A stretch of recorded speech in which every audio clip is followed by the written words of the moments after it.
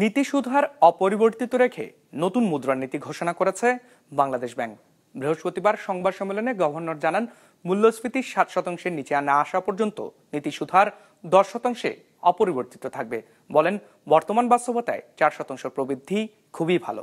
ওয়ালটন এখন দেশের সীমানা পেরিয়ে পৌঁছে গিয়েছে 50টিরও বেশি দেশে। ওয়ালটন, ঘরে ঘরে বিশ্বজুড়ে।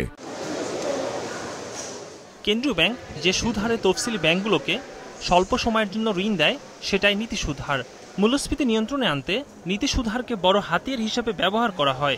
কাঙ্ক্ষিত মাত্রায় নিয়ে আসতে চলতি অর্থ বছরের প্রথমার্ধের জন্য আবারও 8-7 মুদ্রানীতি ঘোষণা করেছে বাংলাদেশ ব্যাংক। জুলাই থেকে ডিসেম্বর পর্যন্ত সময়ে এ মুদ্রানীতিতে নীতি সুদ হার থাকছে 10%।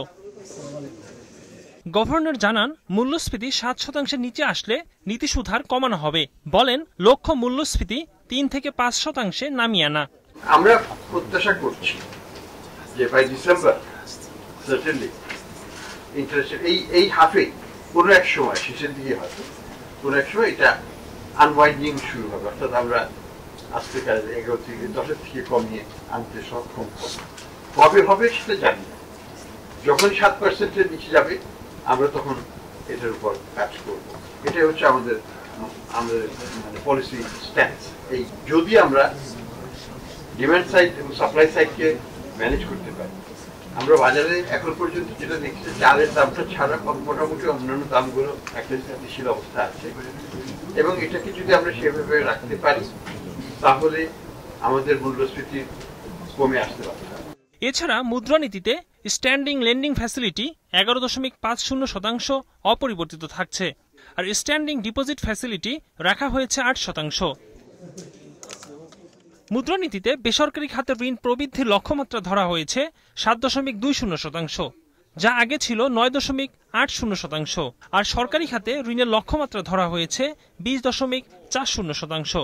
আমরা প্রত্যাশা করি যে স্টেবিলিটিটা আমরা আসছি, প্রাইস লেভেলের স্টেবিলিটিটা ধরে রাখতে পারবো। প্রাইস লেভেলটা যদি মোটামুটি ধরে রাখা যায়, তার ইনফ্লেশনটা আস্তে আস্তে কমতে পারবে। তো সেটাই আমাদের স্ট্র্যাটেজি, এবং আমরা মনে করি যদি আমাদের ইনফ্লেশনটা যদি 3 থেকে 5-এ আনতে পারি, আমাদের পুরো ইন্টারেস্ট রেট স্ট্রাকচারটা সিঙ্গেল ডিজিটে চলে আসবে।